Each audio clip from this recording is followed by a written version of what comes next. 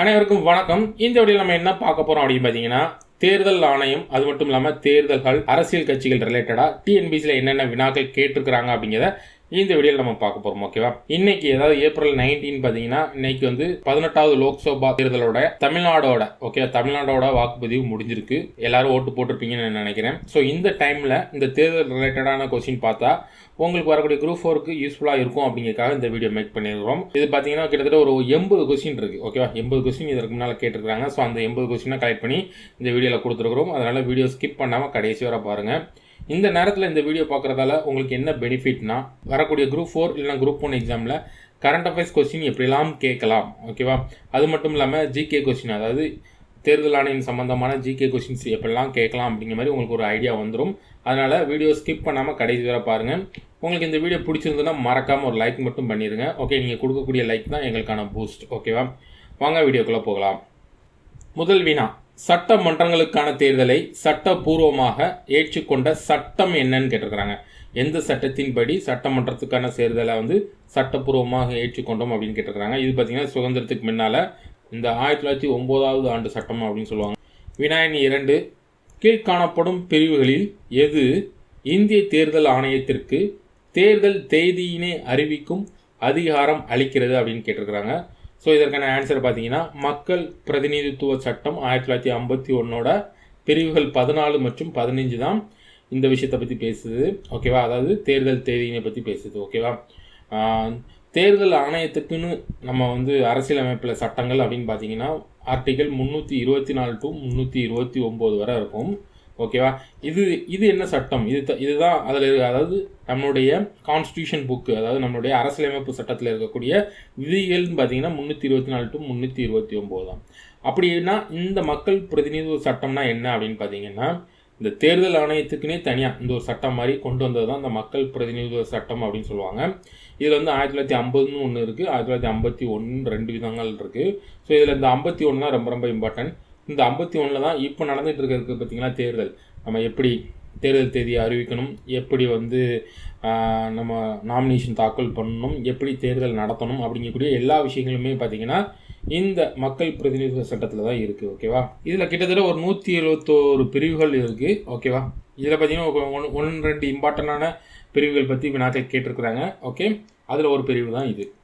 அடுத்த வினா, ஸோ அதே தான் மக்கள் பிரதிநிதித்துவ சட்டம் பற்றி கேட்டிருக்கிறாங்க. என்ன வினான்னா, தேர்தல் செலவினங்களை பற்றிய சட்ட விதிமுறைகளை கூறுவது என்ன அப்படின்னு கேட்டிருக்கிறாங்க. ஸோ இதற்கான ஆன்சர் பார்த்தீங்கன்னா ஆப்ஷன் பி, மக்கள் பிரதிநிதித்துவ சட்டம் 1951 பிரிவு 77. ஓகேவா? பிரிவு 77 தான் தேர்தல் செலவினங்கள் பற்றி குறிப்பிடுறாங்க. வினா எண் 4, தேர்தல் ஆணையத்தை பற்றி விளக்கும் அரசியலமைப்பு விதி என்னன்னு கேட்டிருக்கிறாங்க.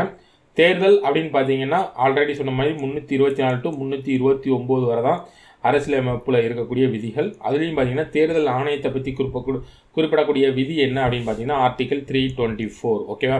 இதை பேஸ் பண்ணி நிறையா வினாக்கள் கேட்டிருக்கிறாங்க. ரிப்பீட்டடாக இதே தான் திரும்ப வந்திருக்கு. நம்ம வந்து நிறையா கொஸ்டின் அப்படியே ரிப்பீட்டடானது வேண்டாம் அப்படிங்கிறத அதை கட் பண்ணிவிட்டு ஒரு 2-3 கொஸ்டின் மட்டும் அட்டாச் பண்ணியிருக்கிறோம். ஓகேவா? இந்த விதி சம்மந்தமாக நிறையா வினாக்கள் கேட்டிருக்கிறாங்க.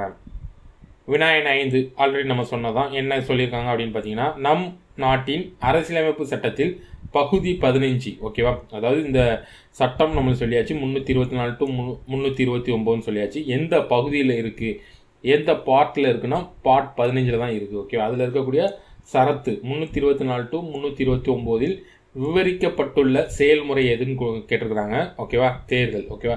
தேர்தல்னு தேர்தல் ஆணையம், அது மட்டும் இல்லாமல் வயது வந்து ஒரு வாக்குரிமை, இது எல்லாமே வந்து இதில் இருக்கக்கூடிய சட்டங்கள் தான். ஓகேவா? ஒவ்வொன்றா நம்ம பார்க்கலாம். வினா எண் 6, ஸோ ஆல்ரெடி நம்ம பார்த்த வினா தான். இதில் வந்து இந்த வினாவை பார்த்தீங்கன்னா ஒரு டீட்டெயிலாக கொடுத்துருப்பாங்க. வினாவே பார்த்தீங்கன்னா ஒரு டீட்டெயிலாக கொடுத்துருப்பாங்க. என்னென்னா, நாட்டில் சுதந்திரமான மற்றும் முறையான தேர்தல் நடத்துவதற்கு சுதந்திரமான தேர்தல் ஆணையம் வேண்டும் என வலியுறுத்தும் சட்ட விதி என்ன அப்படின்னு கேட்டிருக்கிறாங்க.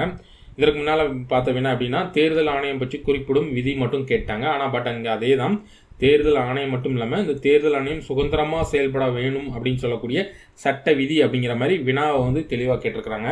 ஸோ இதற்கான ஆன்சர் பார்த்தீங்கன்னா ஆப்ஷன் ஏ, விதி 324. வினா எண் 7, மக்களவை மற்றும் மாநில சட்டமன்றங்களின் வயது வந்தோர் வாக்குரிமையின் அடிப்படையில் தேர்தல் நடத்தப்பட வேண்டும் என கூறும் இந்திய அரசியலமைப்பின் சட்ட பிரிவு யாது அப்படின்னு கேட்டிருக்கிறாங்க. 324 to 29 வந்து நம்மளுக்கு தெரியும் தேர்தல் பற்றி ஃபுல்லாக சொல்லுது. இதுக்கான பர்டிகுலரான சட்டம் என்ன, அதாவது வயது வந்து ஒரு வாக்குரிமைன்னு சொல்லக்கூடிய அந்த 18 வயசு முடிஞ்சவங்க எல்லாருமே ஓட்டு போடலாம் அப்படின்னு எந்த சட்டத்தில் சொல்லியிருக்காங்கன்னா ஆர்டிகல் 326. ஓகேவா. சப்போஸ் எக்ஸாமில் வந்து அதாவது ரைட் டு ஓட், ஓகேவா, ரைட் டு எஜுகேஷன் மாதிரி ரைட் டு ஓட் அப்படின்னு சொல்லக்கூடிய சட்ட பிரிவு என்ன அப்படின்னு கேட்டாங்கன்னா அதுவுமே என்னன்னு பார்த்தீங்கன்னா ஆர்டிகல் 326 தான். ஏன்னா இதில் தான் சொல்லுவாங்க 18 வயசு நிறைஞ்சிருந்தால் போதும் ஓகேவா, நீங்கள் ஓட்டு போடலாம். அதாவது இதற்கு முன்னால் சுதந்திரத்துக்கு முன்னால்னா எப்படி இருந்துச்சுன்னு பார்த்தீங்கன்னா 21 வயசு நிறைஞ்சிருக்கணும். அது மட்டும் இல்லாமல் எல்லாருக்குமே ஓட்டு கிடையாது. அதுலேயுமே பார்த்தீங்கன்னா பெண்களுக்குனா ரொம்ப நாள் கழிச்சு தான் ஓட்டு கிடச்சிது. அது மட்டும் இல்லாமல் நிறையா படிச்சிருக்கணும், உங்களுக்கு சொத்து மதிப்பு இருக்கணும், நீங்கள் டேக்ஸ் செலுத்தணும். ஸோ இப்படிலாம் கட்டுப்பாடுகள் இருந்துச்சு. ஆனால் இப்போ இந்த சட்டத்தின்படி என்ன சொல்கிறாங்கன்னா அதெல்லாம் ஒன்றும் கிடையாது. 18 வயசு முடிஞ்சிருக்கா, நீ வந்து ஓட்டு போடலாம்ப்பா அப்படிங்கிற மாதிரி இந்த சட்டம் சொல்லுது. அதனால தான் இந்த சட்டத்தை ரைட் டு ஓட்டு அப்படின்னு சொல்லுவாங்க. வினாயின் 8. ஸோ அதே வினா தான் கொஞ்சம் வித்தியாசமாக கேட்டிருக்கிறாங்க. என்ன அப்படின்னு பார்த்தீங்கன்னா மக்களவை மற்றும் மாநில அரசு தேர்தல்கள் வயது உடையோர் வாக்குரிமை முறை மூலம் தேர்ந்தெடுக்க வேண்டும் என வலியுறுத்தும் இந்திய அரசியலமைப்பு விதி. நம்ம ஆல்ரெடி பார்த்தது தான் ஆர்டிகல் 326. இதில் தான் என்ன சொல்கிறாங்கன்னா 18 வயசு முடிஞ்சவங்க ஓட்டு போடலாம் அப்படிங்கிற மாதிரி சொல்லியிருக்காங்க. வினாயின் 9. பொது தேர்தலில் வாக்களிக்கும் வயது 21 ஆண்டுகளில் இருந்து 18ஆக குறைக்கப்பட்டது எப்போ அப்படின்னு கேட்டிருக்கிறாங்க. அதாவது எந்த சட்ட திருத்தம் மூலமாக 21 இருந்து 18ஆக குறைச்சாங்க அப்படின்னு பார்த்தீங்கன்னா 61வது சட்ட திருத்தம். ஓகேவா, 61வது சட்ட திருத்தம் ஆண்டு பார்த்தீங்கன்னா 1988. ஓகேவா, அப்போவுமே இதை கொண்டு வந்துருவாங்க. இது செயல்பாட்டுக்கு வந்துச்சு எப்போ அப்படின்னு பார்த்தீங்கன்னா எந்த தேர்தலில் இதை வந்து ஃபாலோ பண்ணாங்கன்னா 1989 லோக்சபா தேர்தல். ஸோ அப்போ தான் இதை வந்து செயல்படுத்தியிருப்பாங்க. ஆனால் இந்த சட்ட திருத்தம் எப்போ வந்துச்சு அப்படின்னு கேட்டாங்கன்னா 1988. ஸோ இந்த சட்ட திருத்தத்தின்படி நடந்த தேர்தல் எது அப்படின்னு கேட்டாங்கன்னா 1989. ஓகேவா, 89ல் எத்தனாவது லோக்சபா தேர்தல் நடந்துச்சு அப்படின்னு கூட கேட்க வாய்ப்புகள் இருக்குது. 89ல் நடந்த லோக்சபா தேர்தல் பார்த்தீங்கன்னா 9வது. ஓகேவா, 9th எலெக்ஷன் தான். ஓகேவா, உங்களுக்கான வினா. ஓகேவா, இந்த டைமில் யார் பிரைம் மினிஸ்டராக இருந்தாங்க? ஓகேவா, இதை கூட வினாக்கள் கேட்டிருக்கிறாங்க. யார் பிரைம் மினிஸ்டராக, அதாவது இந்த 21லேருந்து 18ஆக குறைச்ச டைமிங்கில் யார் வந்து பிரதமராக இருந்தாங்க அப்படிங்கிற மாதிரி வினாக்கள் கேட்டிருக்கிறாங்க. தெரிஞ்சவங்க கமெண்ட் பண்ணுங்கள், தெரியாதவங்க அதை தெரிஞ்சுக்க ட்ரை பண்ணுங்கள். வினாயின் 10. உள்ளாட்சித்துறை அரசாங்கத்தில் தேர்தல் கட்டாயம் என்று கூறிய சட்ட திருத்தம் என்ன அப்படின்னு பார்த்தீங்கன்னா 73வது சட்ட திருத்தம். ஓகேவா, இந்த 73வது சட்ட திருத்தம் ரொம்ப ரொம்ப இம்பார்ட்டன்ட். ஓகே, இந்த 73வது சட்ட திருத்தம் தான் பஞ்சாயத்து ராஜ் பற்றி பேசும். எந்த காலகட்டம் அப்படின்னு பார்த்தீங்கன்னா 1992 காலகட்டங்களில். ஓகேவா, இது ரொம்ப ரொம்ப இம்பார்ட்டன்ட். வினாயின் 11. கீழ்காணும் விதிகளில் எந்த ஒன்று இந்திய அரசியலமைப்பு அடிப்படை கடமைகளின் வரிசையை சார்ந்தது அல்ல அப்படின்னு கேட்டிருக்கிறாங்க. ஓகேவா, கீழே கொடுக்கப்பட்டதில் எது வந்து அடிப்படை கடமைகள் கிடையாது அப்படின்னு சொல்லியிருக்கிறாங்க.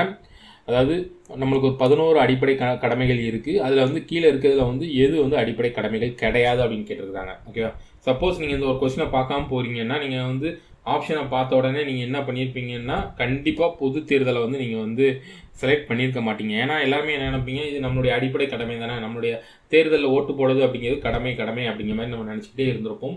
ஆனால் அது கிடையாது. ஓகேவா, இது வந்து தான் அந்த 11 கடமைகளில் இது கிடையாது. ஓகேவா, பொது தேர்தலில் வாக்களித்தல் அப்படிங்கிறது பார்த்தீங்கன்னா அடிப்படை கடமைகள் சேர்ந்த விஷயம் கிடையாது. ஓகேவா, மற்றது எல்லாமே அடிப்படை கடமைகளில் இருக்கக்கூடிய பாயிண்ட்ஸு. இது மட்டும்தான் அடிப்படை கடமைகளில் இல்லாத பாயிண்ட்ஸ்.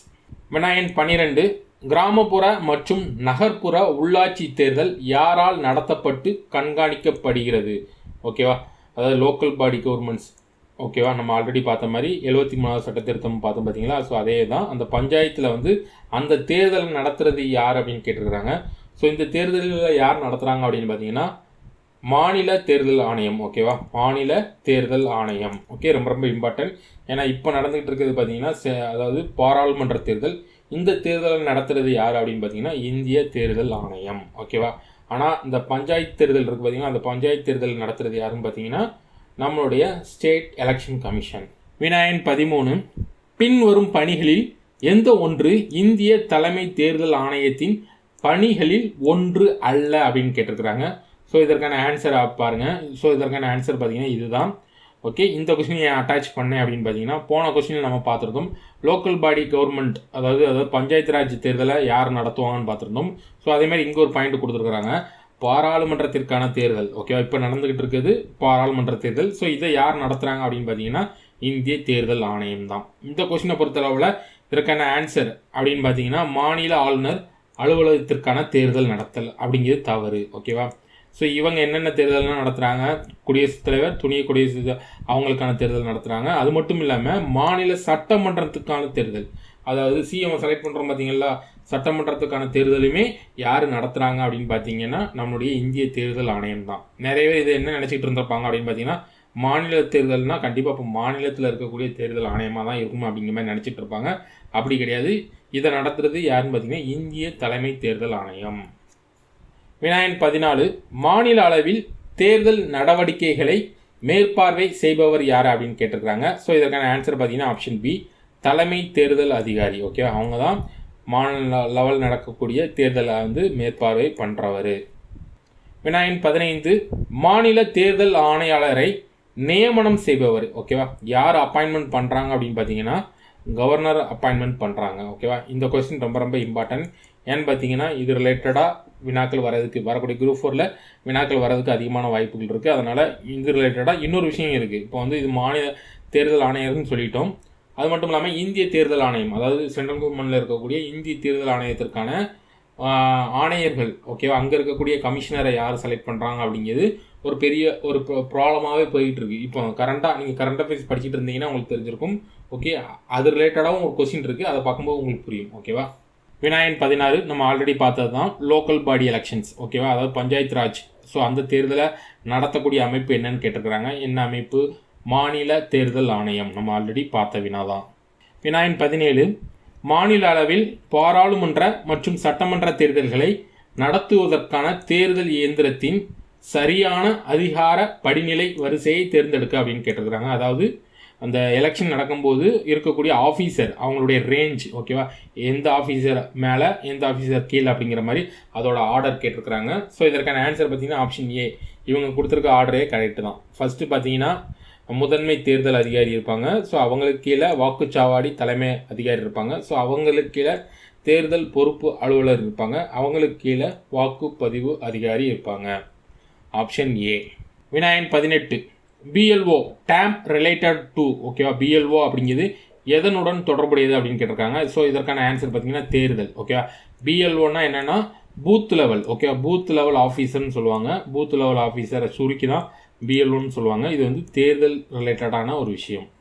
வினாயன் 19, வெளிநாடு வாழ் இந்தியர்களின் வாக்குரிமை குறித்த கீழ்கண்ட கூற்றுகளை கவனிக்கவும் அப்படின்னு சொல்லிட்டு இதில் எது தவறானது அப்படின்னு கேட்டிருக்கிறாங்க. ஓகேவா, அந்த கூற்றுகளில் என்னென்ன எதுலாம் தவறு அப்படின்னு கேட்டிருக்கிறாங்க. ஸோ கூற்றுகளை பார்க்கலாம். முதல் கூற்று, வெளிநாடு வாழ் இந்தியர்கள் நாடாளுமன்றம் மற்றும் மாநில சட்டமன்ற தேர்தல்களில் வாக்களிக்கலாம் அப்படிங்கிறது பார்த்தீங்கன்னா கரெக்டு. ஓகேவா, வாக்காளர் அடையாள அட்டை வழங்கப்பட்ட வெளிநாடு வாழ் இந்தியர்கள் மட்டுமே வாக்களிக்க முடியும் அப்படிங்கிறது தவறு. ஓகேவா, வாக்குச்சாவடியில் அசல் கடவுச்சீட்டு காண்பிக்கப்பட வேண்டும். கடவுச்சீட்டுனா என்னென்னு பார்த்தீங்கன்னா அவங்களுடைய பாஸ்போர்ட். ஓகேவா, ஒரிஜினல் பாஸ்போர்ட்டை காண்பிக்க வேண்டும். அதாவது அவங்களுக்கு ஓட்டு ஐடி இல்லட்டா கூட அவங்களுக்கு அவங்களுடைய கடவுச்சீட்டு பாஸ்போர்ட்டை காட்டி ஓட்டு போட்டுக்கலாம். இது கரெக்டாக? இது கரெக்டு. அடுத்தது பார்த்தீங்கன்னா வெளிநாடு வாழ் இந்தியர்கள் தபால் மூலம் வாக்களிக்கலாம் அப்படிங்கிறது தவறு. ஓகேவா, நேரில் தான் ஓட்டு போட முடியும், தபால் மூலமாக ஓட்டு போட முடியாது அப்படின்னு பார்த்தீங்கன்னா ஆப்ஷன் சி. ஓகேவா, 2ம் 4ம் தவறு. வினாயன் 20 ரொம்ப ரொம்ப ரொம்ப இம்பார்ட்டண்டான கொஸ்டின். ஏன்னா ஆல்ரெடி சொன்ன மாதிரி இதுதான் இப்போ ரீசெண்டாக போயிட்டு இருக்க ஒரு பெரிய இஷ்யூஸ். என்ன அப்படிங்கிறது டீட்டெயிலாக பார்க்கலாம். 1975ஆம் ஆண்டு தேர்தல் சீர்திருத்தம் தொடர்பான தார்குண்டே குழுவின் முக்கிய பரிந்துரை என்ன அப்படின்னு கேட்டிருக்கிறாங்க. 1975 அப்போ நடந்த சீர்திருத்தத்தோட முக்கியமான பரிந்துரை என்ன அப்படின்னு கேட்டிருக்கிறாங்க. ஸோ இதற்கான ஆன்சர் பார்த்தீங்கன்னா ஆப்ஷன் டி. என்ன பரிந்துரை அப்படின்னு பார்த்தீங்கன்னா தேர்தல் ஆணைய உறுப்பினர் நியமனம் இருக்குது பார்த்தீங்களா. ஓகேவா, இப்போ கூட தேர்தல் ஆணையர் இருக்காங்க. ஸோ அவங்கள செலக்ட் பண்ணுறாங்க. ஸோ அவங்கள செலக்ட் பண்ணக்கூடிய அந்த டீமில் யாரெல்லாம் இருக்கணும் அப்படிங்கிற மாதிரி சொல்லியிருந்தாங்கன்னா பிரதம அமைச்சர், மக்களவை எதிர்க்கட்சி தலைவர் மற்றும் இந்திய தலைமை நீதிபதி அவங்களாம் இருக்கணும் அப்படிங்கிற மாதிரி இந்த குழுவோட பரிந்துரை பண்ணியிருந்தாங்க. ஓகே, அதை தான் இப்போ இதுவரை ஃபாலோ பண்ணிகிட்டு இருந்தாங்க. ஆனால் இப்போ ரீசெண்டாக என்ன ஆச்சு அப்படின்னு பார்த்தீங்கன்னா இதில் இருக்கக்கூடிய இந்திய தலைமை நீதிபதி அப்படிங்கிறவரை தூக்கிட்டு உள்துறை அமைச்சர், ஓகே, ஹோம் மினிஸ்டர், நம்மளுடைய அதாவது எக்ஸாம்பிள் சொல்லணும்னா அமித்ஷா இருக்கிறாங்க பார்த்தீங்களா, அதாவது பிரதம அமைச்சர்னா மோடி, ஓகேவா. இப்போ அந்த தலைமை நீதிபதி அப்படிங்கிறத தூக்கிட்டு என்ன பண்ணியிருக்கிறாங்க அப்படின்னு பார்த்தீங்கன்னா உள்துறை அமைச்சர் அப்படிங்கிறவரை இந்த டீமில் சேர்த்துட்டாங்க, ஓகேவா. இது வந்து ரொம்ப தவறு அப்படிங்கிற மாதிரி இப்போ ரீசெண்டாக நிறையா வாக்குவாதம் போய்கிட்டு இருந்துச்சு. ஸோ அதனால் இந்த ரீசெண்டான கொஸ்டின் அப்படிங்கிறதால, அதாவது ரீசெண்டான இஷ்யூஸ் அப்படிங்கிறதால இந்த கொஸ்டின் நான் ரொம்ப ரொம்ப இம்பார்ட்டன்ட் சொல்கிறேன், ஓகேவா. எக்ஸாமில் எப்படி கேட்கலாம் அப்படின்னு பார்த்தீங்கன்னா தேர்தல் ஆணையரை, அதாவது தேர்தல் ஆணைய உறுப்பினர் இல்லை தேர்தல் ஆணையரை நியமனம் செய்யக்கூடிய குழுவில் இருக்கக்கூடிய நபர்கள்னு கொடுத்துட்டு இதில் எது தவறு அப்படின்னு கேட்கலாம். அப்படின்னு பார்த்தீங்கன்னா இந்த டீமில் இருக்கிறவங்க யாருன்னா பிரதம அமைச்சர், மக்களவை எதிர்க்கட்சி தலைவர், இன்னொன்று உள்துறை அமைச்சர். வினாயன் 21, 52வது அரசியலமைப்பு திருத்தம் 1985 எதை குறிக்கிறது? ஓகே, 52வது அரசியல் திருத்தம், அதாவது 1985 மேற்கொள்ளப்பட்ட 52வது அமெண்ட்மெண்ட் வந்து எதை பற்றி சொல்லுது அப்படின்னு பார்த்தீங்கன்னா கட்சி தாவல் தடை சட்டம், அதை பற்றி தான் சொல்லுது இந்த அரசியலமைப்பு திருத்தம். வினாயன் 22 போன கொஸ்டினோட ரிலேட்டடான ஒரு கொஸ்டின் தான். கட்சி தாவல் குறித்து முடிவெடுக்கும் அதிகாரம் உள்ளவர் யார்? ஓகேவா, ஒரு நபர் பார்த்தீங்கன்னா ஒரு கட்சியில இருந்து ஜெயிச்சதுக்கு அப்புறமா இன்னொரு கட்சிக்கு போயிட்டாரு அப்படின்னா அவருடைய அந்த இதை கேன்சல் பண்ணலாமா, அவருடைய செலக்ட் ஆனதை கேன்சல் பண்ணலாமா அப்படிங்கிற குறித்து முடிவெடுக்கக்கூடிய ஃபைனல் டெசிஷன் யாருக்கிட்ட இருக்குது அப்படின்னு பார்த்தீங்கன்னா அந்த இது இப்போ எக்ஸாம்பிள் சட்டப்பேரவையில் இருந்து ஒருத்தர் செலக்ட் பண்ணியிருந்தாருன்னா அந்த சபையில் இருக்கக்கூடிய சட்டசபை தலைவர், அதாவது அப்படின்னு சொல்லுவோம்னா சட்டசபையின் சபாநாயகர்னு சொல்லுவோம் பார்த்தீங்களா. ஸோ அவங்க தான் இதற்கு முடிவு எடுக்கலாம். இதே வந்து பாராளுமன்றத்தில் இருந்தாங்கன்னா அந்த பாராளுமன்றத்தோட சேர்பர்சன், ஸோ அவங்க தான் இதற்கான முடிவு எடுக்கலாம், ஓகேவா. வினாயன் 23, தொகுதியினை மறுவரையறை செய்யும் பொறுப்பு உள்ளது, ஓகேவா. ஒரு தொகுதியை மறுவரை செய்யக்கூடிய பொறுப்பு யார்கிட்ட இருக்குது அப்படின்னு பார்த்தீங்கன்னா தேர்தல் ஆணையம். இது என்ன மறுவரையறை அப்படின்னு பார்த்தீங்கன்னா இப்போ எக்ஸாம்பிளுக்கு சென்னை அப்படிங்கக்கூடிய தொகுதி இருக்குது. ஸோ இந்த தொகுதியை வந்து நம்ம வந்து ரெண்டாக பிரிக்கலாம், இல்லைனா இந்த இன்னும் பக்கத்தில் இருக்கக்கூடிய இன்னொன்று எக்ஸாம்பிளுக்கு தாம்பரம் இருக்குது, தாம்பரத்தையும் சேர்த்து சென்னையோட தொகுதியோட இணைக்கலாம். இதெல்லாம் எதை பேஸ் பண்ணி பண்ணுவாங்க அப்படின்னு பார்த்தீங்கன்னா மக்கள் தொகை எண்ணிக்கையை பேஸ் பண்ணி தான் பண்ணுவாங்க. ஸோ இது ஒரு பெரிய ப்ரொசீஜராகவே இருக்குது. ஸோ இதெல்லாமே இதுதான் தொகுதி மறுவரை செய்கிறது அப்படின்னு சொல்லுவாங்க. இது ரொம்ப காலமாக செய்யாமலே இருந்தாங்க, இப்போ வந்து ரீசெண்டாக செய்ய போகிறாங்க. இந்த எலெக்ஷன் முடிஞ்சதுக்கப்புறமா இதை செய்ய போகிறாங்க. இதனால் சவுத்தில் இருக்கக்கூடிய நிறைய மாநிலங்கள் வந்து பாதிப்பாக போகுது அப்படிங்கிற மாதிரி ஒரு பெரிய இஷ்யூஸ் பற்றி பேசிகிட்டு இருக்கிறாங்க. ஸோ இது வந்து ஒரு பெரிய விஷயம். இதை பற்றி தனியாகவே ஒரு வீடியோ மேக் பண்ணலாம். இதை பற்றி வீடியோ மேக் பண்ணலாம் அப்படின்னு நினச்சிங்கன்னா மறக்காமல் கமெண்ட் பண்ணிடுங்க. வினாயன் 24, நிர்வாசன் சதன் என்பது என்ன அப்படின்னு கேட்டிருக்கிறாங்க. இது என்னன்னு பார்த்தீங்கன்னா தலைமை தேர்தல் ஆணையம். ஸோ அதுக்கு அந்த தலைமை தேர்தல் ஆணையத்துக்கான பேர் தான் நிர்வாசன் சதன், ஓகேவா. தலைமை தேர்தல் ஆணையம் எங்கே இருக்குது? டெல்லியில் இருக்குது, ஓகேவா, டெல்லியில் இருக்குது.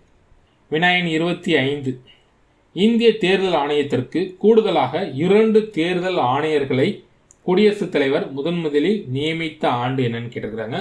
ஸோ இதற்கான ஆன்சர் பார்த்தீங்கன்னா 1989, ஓகேவா.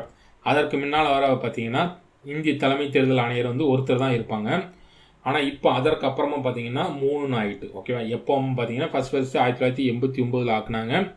அதுக்கப்புறமா இவங்க 1990 வரை இருந்திருப்பாங்க. அதுக்கப்புறமா வந்து மறுபடியும் 1 ஆயிரும். ஆனால் 1993 அப்புறமா என்ன ஆயிரும் அப்படின்னு பார்த்தீங்கன்னா நிரந்தரமாக ஒரு 3 தலைவர்கள், அதாவது தேர்தல் ஆணையத்தை பொறுத்தவரை 3 ஆணையர்கள் இருப்பாங்க அப்படிங்கிற மாதிரி 1993 அப்புறமா மாற்றிட்டாங்க, ஓகேவா.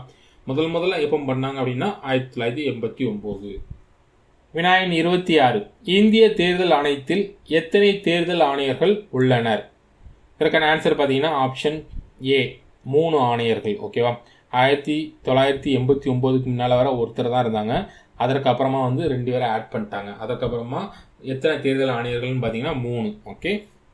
தேர்தல் ஆணையம் எந்த ஆண்டிலிருந்து 3 அங்கத்தினர் அமைப்பானது? நம்ம ஆல்ரெடி டிஸ்கஸ் பண்ணதான் என்ன அப்படின்னு பார்த்தீங்கன்னா 89 வந்து 1989 வந்து எக்ஸ்ட்ரா 2 பேர் அப்பாயின்மெண்ட் பண்ணியிருப்பாங்க. ஆனால் பட் அவங்க 1990 வந்து குறுகிய காலத்திலே போயிடுவாங்க. அதற்கப்புறமா பெர்மனண்டாக 1993 இருந்து அந்த தேர்தல் ஆணையத்தில் வந்து 3 பேர் இருப்பாங்க அப்படிங்கிற மாதிரி கொண்டு வந்துட்டாங்க. எப்போ 1993 இருந்து. வினாயன் 29, இந்திய தலைமை தேர்தல் ஆணையரின் அதிகாரங்கள் யாருக்கு இணையானது? ஸோ இதற்கான ஆன்சர் பார்த்தீங்கன்னா ஆப்ஷன் பி உச்சநீதிமன்ற நீதிபதிக்கு இணையானது. வினாயன் 30, கீழே கொடுக்கப்பட்டுள்ள உயர் பதவி அலுவலர்களின் பட்டியலை கவனித்து அவர்கள் பதவியின் அடிப்படையிலான முன் உரிமை படிநிலை பட்டியலை கண்டறிக அப்படிங்கிற மாதிரி கொடுத்துருக்குறாங்க. அதாவது இங்கே ஒரு இந்தியாவில் இருக்கக்கூடிய ஒரு சீஃப் ஆஃபீஸர்ஸ் எல்லாம் கொடுத்துருக்காங்க. இதில் பார்த்தீங்கன்னா யார் மேலே, அவங்களுக்கு கீழே யார், அவங்களுக்கு கீழே, அதாவது அவங்களுடைய பதவியின் அடிப்படையில் வந்து பட்டியலிடணும் அப்படிங்கிற மாதிரி சொல்லியிருக்காங்க.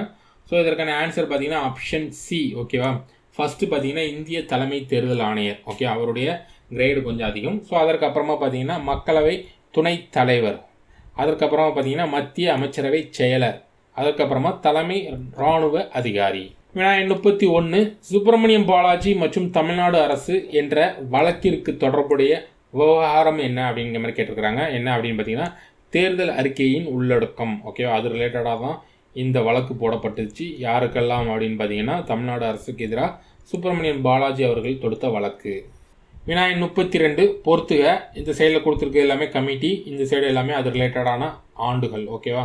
ஃபஸ்ட்டு பார்க்கலாம். தேர்தல் சீர்திருத்தங்கள் தொடர்பான கோசாமி குழு பார்த்தீங்கன்னா 1990 அமைக்கப்பட்டுச்சு. ஓரோ குழு அறிக்கை எப்போ சமர்ப்பிக்கப்பட்டுச்சுன்னு அப்படின்னு பார்த்தீங்கன்னா 1993.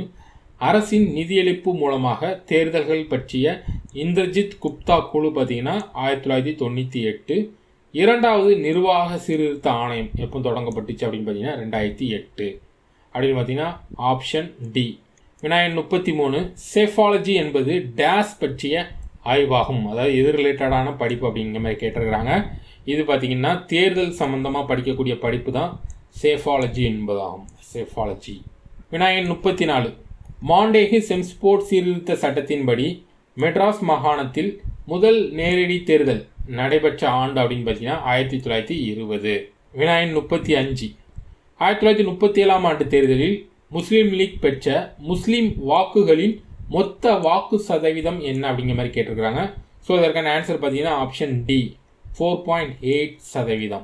வினாயன் 36, 1951 ஆண்டு நடைபெற்ற முதல் இந்திய பொது தேர்தலில் போட்டியிட்ட கட்சிகள் எத்தனை அப்படின்னு கேட்டிருக்கிறாங்க. அதாவது முதல் பொது தேர்தல் வந்து 51 சொல்லுவாங்க, இல்லை 1952 சொல்லுவாங்க. ஏன்னு பார்த்தீங்கன்னா இந்த தேர்தல் பார்த்தீங்கன்னா 1951 அக்டோபரில் ஆரம்பித்து 1952 பிப்ரவரி வரை நடந்திருக்கும். ஓகேவா? தேர்தல் வாக்களிப்பு அப்படிங்கிறது இதுவரை நடந்திருக்கும். ஓகே, அதனால் வந்து சில இடங்களில் 51ன்னு குறிப்பிட்டிருப்பாங்க, சில இடங்களில் 1952ன்னு குறிப்பிட்டிருப்பாங்க. அதிகபட்சமாக 1952 தான் நிறைய இடங்களில் குறிப்பிட்டிருக்கிறாங்க. ஓகேவா? ஸோ அப்போ ஃபஸ்ட்டு நடைபெற்ற தேர்தலில் எத்தனை அரசியல் கட்சிகள் பங்கு பெற்றது அப்படின்னு பார்த்தீங்கன்னா 54 அரசியல் கட்சிகள் பங்கு பெற்றது. வினாயன் 37, ஓகே, இங்கே பார்த்தீங்கன்னா 1952 அப்படிங்கிற மாதிரி கொடுத்துருக்குறாங்க. 1952 ஆண்டு பொது தேர்தலின் போது இந்தியாவில் எத்தனை அங்கீகரிக்கப்பட்ட கட்சிகள் இருந்தன? அதாவது மொத்தமாக போட்டியிட்டதுன்னு பார்த்தீங்கன்னா 54 கட்சிகள். ஆனால் அங்கீகரிக்கப்பட்ட கட்சிகள்னு அந்த டைமில் எத்தனை கட்சிகள் இருந்தது அப்படின்னு பார்த்தீங்கன்னா 14 கட்சிகள் இருந்தது. அடுத்தது அதே முதல் தேர்தல் சம்பந்தமான வினாதான். 1952 நடைபெற்ற முதல் பொது தேர்தலில் வெற்றி பெற்ற பெண் வேட்பாளர்களின் எண்ணிக்கை எத்தனைன்னு கேட்டிருக்கிறாங்க. ஸோ எத்தனை எண்ணிக்கைன்னு பார்த்தீங்கன்னா 22. வினாயன் 39, இதுவுமே பார்த்தீங்கன்னா 1952 தேர்தல் பற்றி தான். ஆனால் காமராஜர் ரிலேட்டடான வினா. நம்ம ஆல்ரெடி இதே வினாவை வந்து காமராஜர் பற்றி ஒரு வீடியோ மேக் பண்ணியிருப்போம். ஸோ அந்த வீடியோவிலே நம்ம வந்து மென்ஷன் பண்ணியிருக்கிறோம். இருந்தாலும் ஒரு டைம் ரீகால் பண்ணுற மாதிரி இருக்கட்டுமா அப்படிங்கிற மாதிரி இந்த இடத்துல கொடுத்துருக்குறோம். காமராஜரை பற்றி நீங்கள் வீடியோ பார்க்கலன்னா அதற்கான வீடியோஸ் பார்த்தீங்கன்னா நம்மளுடைய சேனலில் இருக்குது. ஸோ அதற்கான லிங்க் பார்த்தீங்கன்னா மேலே ஐ பட்டனில் கொடுக்குறேன். அது மட்டும் இல்லாமல் டெஸ்கிரிப்ஷனையும் கொடுக்குறேன். அந்த வீடியோ பார்க்கணும்னு நினச்சிங்கன்னா அந்த வீடியோ பார்த்துக்கலாம். ஓகேவா? 1952 நடைபெற்ற நாடாளுமன்ற தேர்தலில் காமராஜர் தேர்ந்தெடுக்கப்பட்ட தொகுதி எந்த தொகுதியிலிருந்து தேர்ந்தெடுக்கப்பட்டார் அப்படின்னு பார்த்தீங்கன்னா ஆப்ஷன் சி, சிறுவலிபுத்தூர். வினாயன் 40, 1962, ஓகே, 1962 ஆண்டு தேர்தலில் பேரறிஞர் அண்ணா போட்டியிட்டு தோல்வி அடைந்த தொகுதி என்ன அப்படின்னு பார்த்தீங்கன்னா காஞ்சிபுரம். நம்ம ஆல்ரெடி அண்ணா பற்றியும் ஒரு வீடியோ பண்ணியிருக்கிறோம். ஸோ அதுவுமே நம்மளுடைய சேனலில் இருக்குது.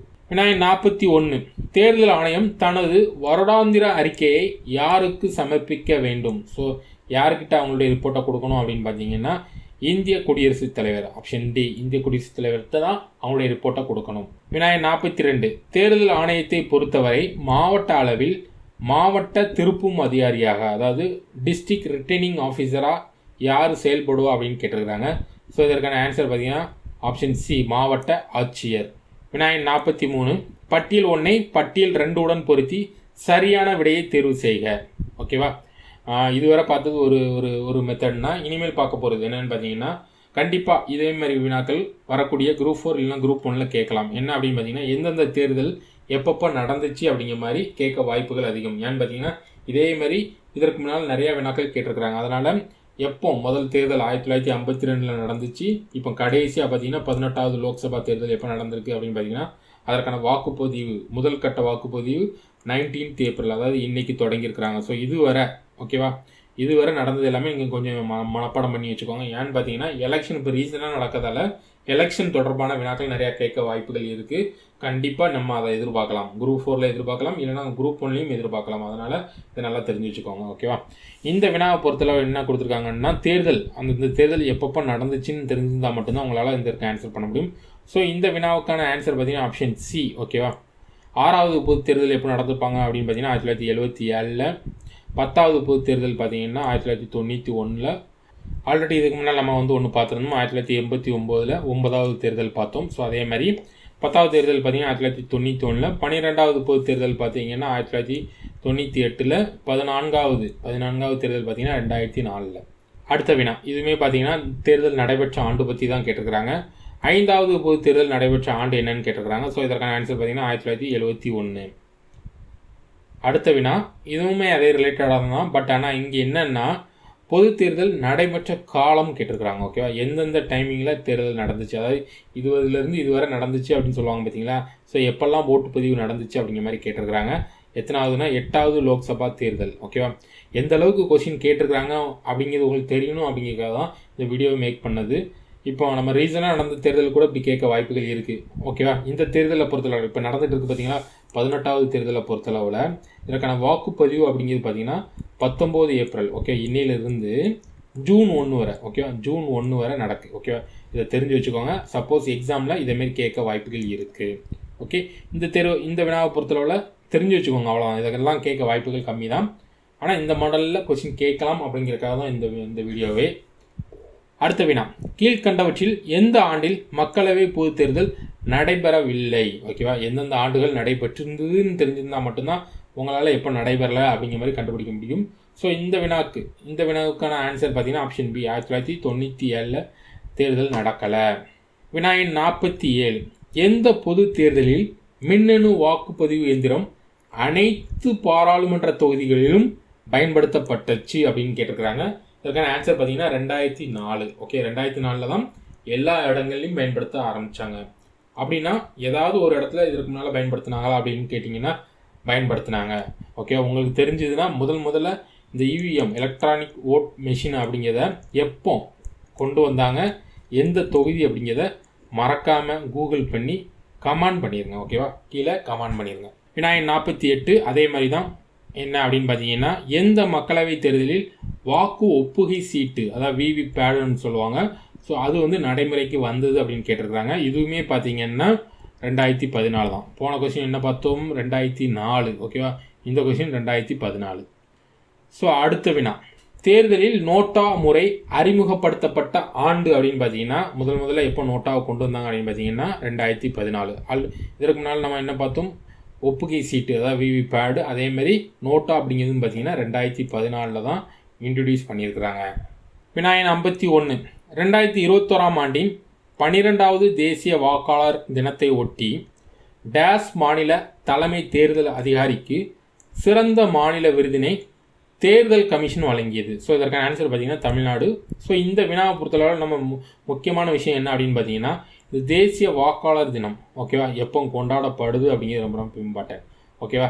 தேசிய வாக்காளர் தினத்தை நம்ம எப்போ கொண்டாடுறோம் அப்படிங்கிறது தெரிஞ்சால் கமெண்ட் பண்ணுங்கள். தெரியாதவங்களுக்கு நான் அடுத்த வீடியோவில் சொல்கிறேன் ஓகே. அடுத்த வீடியோவில் நான் இதை பற்றி நான் சொல்கிறேன், நான் தெரிஞ்சுக்கோங்க.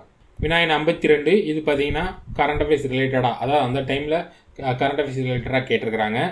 என்ன கொஸ்டின் அப்படின்னு பாருங்கள். ராம்விலாஸ் பாஸ்வான் கின்னஸ் ரெக்கார்டு செய்து வெற்றியடைந்த தொகுதியின் பெயர் கேட்டிருக்கிறாங்க. அதாவது தேர்தலை பொறுத்தளவில் இதேமாரி ஏதாவது ஒரு வித்தியாசமாக நடந்துச்சுன்னா அதை நோட் பண்ணி வச்சுக்கோங்க. அதை கரண்ட் அஃபேர்ஸாக கேட்கறதுக்கு வாய்ப்புகள் அதிகம். ஸோ இந்த கொஸ்டினை பொறுத்தளவில் ஆன்சர் ஹாசிப்பூர் ஓகே. இதே மாதிரி ஏதாவது ஒரு வித்தியாசமாக நடந்துச்சு அப்படின்னா நோட் பண்ணிக்கோங்க ஓகேவா. வினா எண் 53 2019 லோக்சபா தேர்தலில் எத்தனை கட்டங்களாக தேர்தல் நடைபெற்றது அப்படின்னு கேட்டிருக்கிறாங்க. ஸோ இதற்கான ஆன்சர் பார்த்தீங்கன்னா ஆப்ஷன் டி 7 ஓகே. இப்போ நடந்துகிட்டு இருக்குது பார்த்தீங்களா லோக்சபா தேர்தல். ஸோ இதுவுமே பார்த்தீங்கன்னா 7 கட்டங்களாக தான் நடக்கு. முதல் கட்டமாக நம்மளுக்கு ஏப்ரல் 19 ஓட்டுப்பதிவு, அதாவது இன்றைக்கி ஓட்டுப்பதிவு நடந்துச்சு. ஸோ இந்த டைமிங்கில் நம்மளுக்கு மட்டும் இல்லாமல் நம்ம வந்து 39 ப்ளஸ் பாண்டிச்சேரி 1 இது மட்டும் இல்லாமல் மொத்தமாக 102 தொகுதிகளுக்கு இன்றைக்கி வந்து ஓட்டுப்பதிவு நடந்துச்சு. மொத்தம் 102 தொகுதிகளுக்கு முதல் கட்டமாக இன்றைக்கி வந்து வாக்குப்பதிவு நடைபெற்றது. விநாயகன் 54 2019 17வது மக்களவைத் தேர்தலில் வாக்காளர்களாக பதிவு செய்து கொண்டவர்களின் எண்ணிக்கை எவ்வளவு அப்படின்னு கேட்டிருக்கிறாங்க. அதாவது எத்தனை வாக்காளர்கள், மொத்தமாக எத்தனை கோடி வாக்காளர்கள் இருந்தாங்க அப்படிங்கிற மாதிரி வினாக்கள் கேட்டிருக்கிறாங்க. ஸோ இதேமாரி வரக்கூடிய தேர்வுகளை கேட்கலாம். 2024 18வது மக்களவைத் தேர்தலில் வாக்காளராக பதிவு செய்து கொண்டவர்களின் எண்ணிக்கை எவ்வளவு அப்படின்னு கேட்டிருக்கிறாங்க. கேட்க வாய்ப்புகள் இருக்குது. ஸோ இதை தெரிஞ்சு வச்சுக்கோங்க. ஸோ இதை நான் வந்து கூகுள் பண்ணி பார்க்கல, அதனால் எனக்கு எக்ஸாக்டாக தெரியல. உங்களுக்கு தெரிஞ்சதுன்னா மறக்காமல் கமெண்ட் பண்ணிடுங்க. இந்த கொஸ்டினை பொறுத்தளவில் ஆப்ஷன் டி. விநாயகன் 55 இந்தியாவில் எத்தனை பாராளுமன்ற தொகுதிகளில் 17வது மக்களவைக்கான தேர்தல் நடைபெற்றது அப்படின்னு கேட்டிருக்கிறாங்க. ஸோ இது வந்து 17வது மக்களவைத் தேர்தல் எத்தனை 542. ஸோ இப்போ வந்து 18வது ஓகேவா. 18வதுல வந்து மொத்தம் 543 தொகுதிகளில் தேர்தல் நடக்கு ஓகேவா. இதையும் கேட்க வாய்ப்புகள் இருக்குது. எத்தனை தொகுதிகள்னு பார்த்தீங்கன்னா 543 தொகுதிகள். விநாயகன் 56 ஓகேவா. ஜூன் 2016 நடைபெற்ற சட்டமன்ற இடைத்தேர்தலில் ஜம்மு காஷ்மீர் மாநில முதல்வர் மெஹ்பூபா முஃப்தி போட்டியிட்ட சட்டமன்ற தொகுதி ஓகேவா. இப்படி சட்டமன்ற தொகுதியை பற்றி கூட வினாக்கள் கேட்க வாய்ப்புகள் இருக்குது. அதான் எப்படின்னா எக்ஸாம்பிள் சொல்லணும்னா மோடி அவர்கள் வந்து எந்த தொகுதியில் போட்டியிட்டார், இல்லைன்னா ராகுல் காந்தி எந்த தொகுதியில் போட்டியிட்டாங்க. அதாவது இந்த நட்சத்திர வேட்பாளர்கள்னு சொல்லுவோம் பார்த்தீங்கன்னா அவங்கள பற்றி வினாக்கள் கேட்க வாய்ப்புகள் இருக்குது. ஸோ அதனால் நியூஸ் பேப்பரில் அப்பப்போ இதை செக் பண்ணிக்கோங்க. ஏன்னா இந்த மாதிரிலாம் வினாக்கள் இதற்கு முன்னால் கேட்டிருக்கிறாங்க ஓகேவா. இந்த வினாவை பொறுத்தளவு இதற்கான ஆன்சர் பார்த்தீங்கன்னா ஆப்ஷன் ஏ. விநாயகன் 57 2017 ஆர்கே நகர் இடைத்தேர்தலில் போட்டியிட்ட வேட்பாளர்களின் எண்ணிக்கை. ஓகே, இப்படி இல்லாமல் வினாக்கள் கேட்பாங்க அப்படிங்கிற மாதிரி தான் இந்த வினா. என்னென்னு பார்த்தீங்கன்னா நம்மளுக்கு இதெல்லாமே மனப்பாடம் பண்ண முடியும் அப்படிங்கிற மாதிரி ஒரு டவுட் வரலாம். இதே மாதிரி இந்த 2017 பார்த்தீங்கன்னா இந்த ஆர்கே நகர் இடைத்தேர்தல் பார்த்தீங்கன்னா கொஞ்சம் ஃபேமஸாக நடைபெற்றது. பயங்கர ப்ராப்ளம், அதான் நிறையா கூட்டணிகள் வச்சு பயங்கரமாக நடந்துச்சு. ஸோ அதனால் இதை வந்து அந்த டைமில் கரண்ட் அஃபேர்ஸாக கேட்டிருக்கிறாங்க. ஸோ இதேமாதிரி இப்போ ரீசெண்டாக ஏதாவது ஒரு தொகுதி, அதாவது இது ஸ்டார் தொகுதின்னு சொல்லலாம்.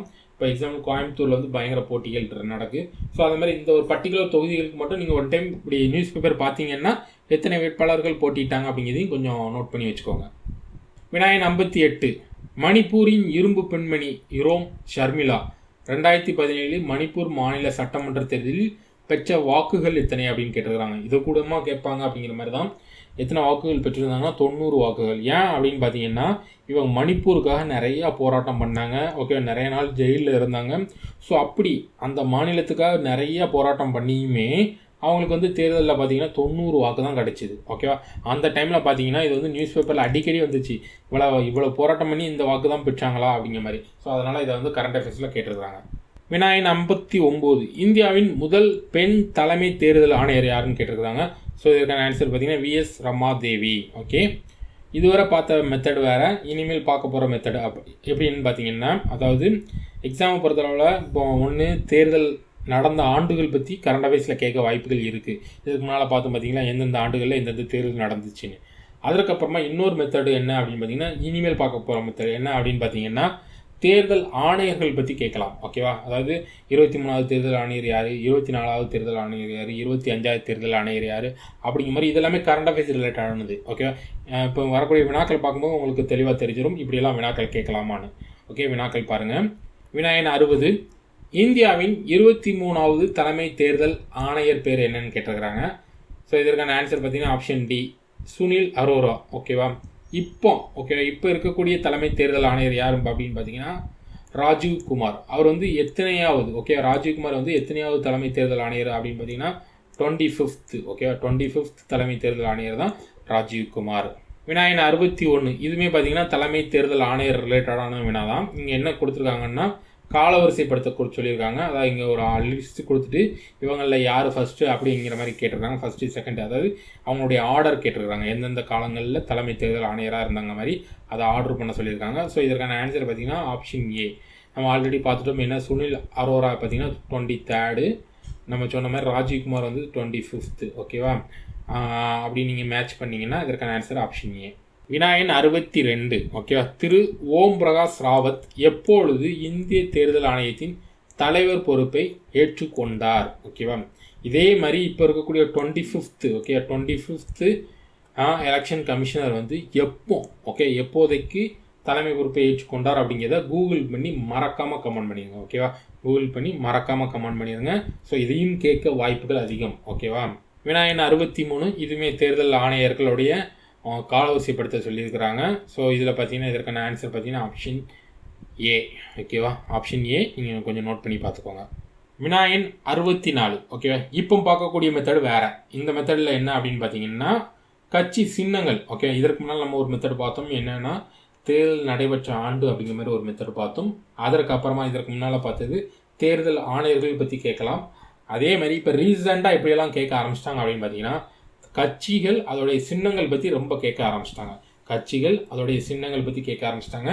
பேப்பரில் வரும்போது ஒவ்வொரு கட்சி கொடுத்துருந்தாங்கன்னா அதோட சின்னம் கொடுத்துருந்தாங்கன்னா ஓரளவு மெமரி பண்ண பார்த்துக்கோங்க. ஏன்னா கொஸ்டின் பார்க்கும்போதே உங்களுக்கு தெரிஞ்சிடும் இப்படி எல்லாமே நாட்கள் கேட்குறாங்க அப்படிங்கிற மாதிரி நிறையா கொஸ்டின் கேட்டு வச்சுருக்கிறாங்க. ஓகேவா, இந்த கொஸ்டினை நம்ம பார்க்கலாமா? பொறுத்துக்க மாதிரி கேட்டிருக்கிறாங்க. ஸோ கொடுத்துட்டு என்ன கொடுத்துருக்காங்க அப்படின்னு பார்த்தீங்கன்னா கீழ்கண்டவற்றில் எத்தனை இணைகள் சரியாக பொருத்தப்பட்டுள்ளது. ஓகேவா, இதில் பார்த்தீங்கன்னா இதெல்லாம் கரெக்டாக பொருத்திருக்கு அப்படின்னு கேட்கல, எத்தனை இணை வந்து கரெக்டாக இருக்குது. ஒரு இணை ஒரு பேர் கரெக்டாக, 2 பேர் கரெக்டாக, 3 பேர் கரெக்டாக அப்படிங்கிற மாதிரி கேட்டிருக்கிறாங்க. ஸோ இதை பொறுத்தளவில் 3 பேர் கரெக்டு, ஒரே ஒரு பேர் மட்டும் தவறு. என்ன அப்படின்னு பார்த்தீங்கன்னா அஸ்ஸாம் கன பர்ஷித் அப்படிங்கிற தவறு. ஸோ இவங்களுடைய சின்னம் என்ன இருக்கும் அப்படின்னு பார்த்தீங்கன்னா யானை இருக்கும். ஓகேவா, யானை இருக்கும். அகில இந்திய திரிணாமுல் காங்கிரஸுக்கு பார்த்தீங்கன்னா 2 பூக்கள் மற்றும் புற்கள் இருக்க மாதிரி ஒரு சின்னம். தேசியவாத காங்கிரஸ் கட்சிக்கு கடிகாரம் தான். ஸோ இது ரிலேட்டடாக இன்னொரு வினாவும் இருக்குது, பார்க்கலாம். அடுத்து பார்த்தீங்கன்னா தெலுங்கானா ராஷ்ட்ரிய சமிருதி பார்த்தீங்கன்னா அவங்களுடைய சின்னம் என்ன அப்படின்னு பார்த்தீங்கன்னா கார். வினாயன் 65 தேசியவாத காங்கிரஸ் கட்சியின் தேர்தல் சின்னமான இதற்கு முன்னால் பார்த்து பார்த்தீங்கன்னா தேசியவாத காங்கிரஸ் கட்சியோட சின்னம்னு கடிகாரம் தெரிஞ்சிட்டு, ஆனால் அதுலேயுமே என்ன ஒரு ட்விஸ்ட் வச்சுருக்காங்கன்னா கடிகாரம் டேஸ் என்ற நேரம் காட்டி நிற்கும். ஓகே, அந்த கடிகாரம் இருக்குது. இந்த கடிகாரம் வந்து அதில் இருக்கக்கூடிய முட்கள் வந்து எப்படி இருக்கும் அப்படிங்கிற மாதிரி கேட்டிருக்கிறாங்க. ஸோ இது பார்த்தீங்கன்னா அந்த முட்கள் எப்படி இருக்கும்னா 10-10 நிற்கும். ஓகேவா, 10-10 நிற்கும். ஓகே, அப்போது நீங்கள் ஒரு சின்னத்தை வந்து பேப்பரில் பார்க்குறீங்கன்னா அப்போ எந்த அளவுக்கு டீட்டெயிலாக பார்க்கணும் அப்படிங்க தெரிஞ்சுக்கோங்க. ஓகே, கட்சியோட இந்த சின்னத்தில் இருக்கக்கூடிய முட்கள் வந்து எந்த லெவலில் நிற்கும் அப்படிங்கிற மாதிரியும் கேட்டிருக்கிறாங்க. வினாயன் 66 இதுவுமே பார்த்தீங்கன்னா தேர்தல் சின்னம் ரிலேட்டடான வினா தான். ஜனதா தளம். ஓகேவா, ஜனதா தளத்தோட சின்னம் என்ன அப்படிங்கிற மாதிரி கேட்டிருக்கிறாங்க. அப்புறம் ஜார்க்கண்ட் முக்தி மோர்ச்சா, இந்திய முஸ்லீம் லீக்கு, அப்புறம் ஜம்மு காஷ்மீர் மாநாட்டு கட்சி. ஓகேவா, ஜம்மு காஷ்மீர் மாநாட்டு கட்சிக்கான வந்து சின்னம் பார்த்தீங்கன்னா ஏற்கலப்பை, இந்திய முஸ்லீம் லீக் பார்த்தீங்கன்னா ஏணிப்படி, ஜார்க்கண்ட் முக்தி மோர்ச்சாக்கு பார்த்தீங்கன்னா வில்லும் அம்பு, ஜனதா தளம் பார்த்தீங்கன்னா அம்பு. ஓகே, அப்போ ஆப்ஷன் சி 4, 3, 2, 1. கீழே கொடுக்கப்பட்டுள்ள இந்திய அரசியல் கட்சிகளுள் யானை எந்த கட்சியின் சின்னமாகும் அப்படின்னு கேட்டிருக்காங்க. ஸோ இதற்கான ஆன்சர் பார்த்தீங்கன்னா பகுஜன் சமாஜ் கட்சி. வினாயன் 68 ஸோ இதுவுமே அதே மாதிரி தான். என்னென்னா கட்சி கொடுத்துருக்காங்க, அதோட சின்னம் கொடுத்துருக்குறாங்க. ஓகேவா, பிஜு ஜனதா தளமோட சின்னம் பார்த்தீங்கன்னா சங்கு. சிரோமோனி அகதாலி கட்சியோட சின்னம் பார்த்தீங்கன்னா தராசு. ஜம்மு காஷ்மீர் தேசிய மாநாட்டு கட்சி நம்ம ஆல்ரெடி பார்த்துட்டோம், ஏற்கலப்பை. மக்கள் ஜனசக்தி இந்த கட்சியோட வந்து சின்னம் பார்த்தீங்கன்னா மாளிகை, அதாவது ஒரு பங்களா மாதிரி இருக்கும். ஸோ அதுதான் அவங்களுடைய சின்னம். வினாயன் 69 இந்திய தேர்தல் ஆணையம் அமைந்துள்ள இடம் நம்ம ஆல்ரெடி பார்த்துட்டோம். என்ன அப்படின்னு பார்த்தீங்கன்னா புதுடெல்லியில் தான் இந்திய தேர்தல் ஆணையத்தோட தலைமையிடம் இருக்குது. வினாயன் 70 இந்திய தேர்தல் ஆணையம் ஒரு இண்டிபெண்டன்ட் பாடி, ஒரு சுதந்திரமான அமைப்பு. வினாயன் 71 கீழ்கண்டவற்றில் அரசியலமைப்பு அடிப்படையிலானவை எது அப்படின்னு கேட்டிருக்கிறாங்க. கீழே பார்த்தீங்கன்னா ஒரு 5-6 ஒரு அமைப்புகள் கொடுத்துருக்குறாங்க. இதில் எதெல்லாம் அரசியலமைப்புக்கு உட்பட்டது அப்படிங்கிற மாதிரி கேட்டிருக்கிறாங்க. ஸோ இதில் பார்த்தீங்கன்னா நிதி ஆணையம், அது மட்டும் இல்லாமல் நம்மளுடைய தேர்தல் ஆணையம், இது ரெண்டுமே வந்து அரசியலமைப்புக்கு உட்பட்டது. ஓகேவா, அதாவது அரசியலமைப்பில் பார்த்தீங்கன்னா 324 to 329 வரை தேர்தல் ஆணையம் பற்றி தான் பேசும். ஓகேவா, அதேமாதிரி நிதி ஆணையம் பற்றியும் ஆர்டிகல் 280 இதெல்லாமே அதை பற்றி பேசும். ஓகேவா, ஸோ அதனால் இது ரெண்டும் தான் அரசியலமைப்பு அடிப்படையிலான ஒரு அமைப்புகள். வினாயன் 72 ஸோ இதற்கு அப்புறமா வரக்கூடிய வினாக்கள் என்ன எப்படி இருக்கும் அப்படின்னு பார்த்தீங்கன்னா ஒரு அரசியல் கட்சினா ஸோ அதற்கு வந்து என்னென்ன எலிஜிபிலிட்டி இருக்குது அப்படிங்கிற மாதிரி வினாக்கள் இருக்கும். ஸோ இந்த வினாக்கள் எல்லாமே இதுக்கு அப்புறமா வரக்கூடிய ஒரு 5-6 வினாக்கள் எல்லாமே நீங்கள் 7th ஃபஸ்ட் டைமில் ஒரே ஒரு பாடம் அரசியல் கட்சிகள்னு ஒரு பாடம் இருக்குது. ஃபஸ்ட் டைமில் ஒரு அரசியல் கட்சிகள் அந்த ஒரு பாடத்தில் ஒரு 2 பக்கம் படிச்சிருந்தா போதும், உங்களால் இதுக்கப்புறமா வரக்கூடிய எல்லா கொஸ்டினுக்கும் உங்களுக்கு ஈஸியாக ஆன்சர் பண்ண முடியும். அதனால் புத்தகத்தை தெளிவாக படிச்சுக்கோங்க. ஓகேவா. வினா 72 ஒரு அரசியல் கட்சி தோற்றுவிக்கப்பட்ட எத்தனை நாட்களுக்குள் இந்திய தேர்தல் ஆணையத்திடம் பதிவு உரிமை பெறுவதற்காக விண்ணப்பித்திருக்க வேண்டும் அப்படின்னு பார்த்தீங்கன்னா 30 நாட்களுக்குள்ளே வந்து நம்ம அதற்கான அதாவது அப்ளிகேஷன் போட்டிருக்கணும். அதுக்குள்ளே ரிஜிஸ்ட்ரேஷன் பண்ணுறதுக்கான அப்ளிகேஷன் போட்டிருக்கணும். எத்தனை நாட்கள்? 30 நாட்களுக்குள்ள.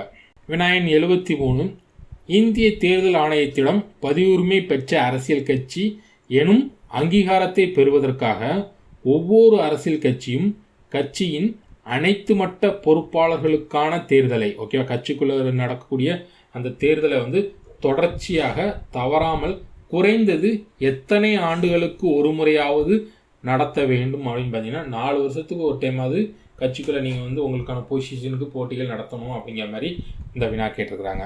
வினாயன் 74 பதிவுரிமை பெற்ற ஒரு அரசியல் கட்சி பல கோஷ்டிகளாக உடைக்கப்படும் போது ஏதோ ஒரு கோஷ்டியை மட்டும் பதிவுரிமை பெற்ற கட்சியாக அங்கீகரிக்கும் அதிகாரம் யாரிடம் உள்ளது? ஓகே, இப்போ ஒரு கட்சி வந்து பல கோஷ்டியாக பிரிஞ்சு போகிறாங்கன்னா எந்த கோஷ்டிக்கு வந்து இந்த கட்சி சொந்தம் அப்படிங்கிறத அந்த அந்த அதை அங்கீகாரம் பண்ணுறக்கூடிய அதிகாரம் யார்கிட்ட இருக்குது அப்படின்னு பார்த்தீங்கன்னா இந்திய தேர்தல் ஆணையம்.